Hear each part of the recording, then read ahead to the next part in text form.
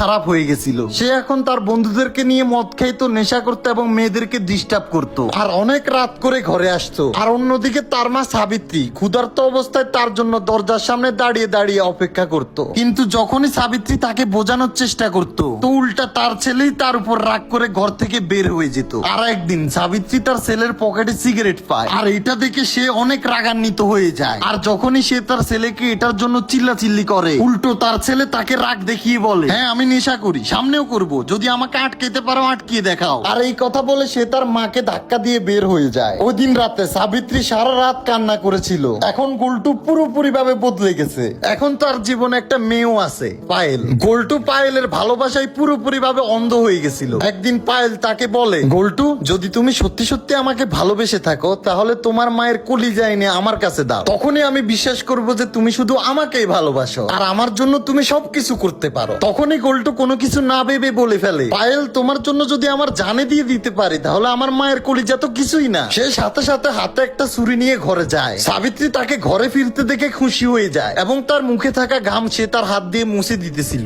আর বলে, আল্লাহ আমার ছেলের জীবনে যেন কখনোই দুঃখ না আসে। কিন্তু বিবেকহীন গোল্টু তখনই তার মায়ের বুকে ছুরি দিয়ে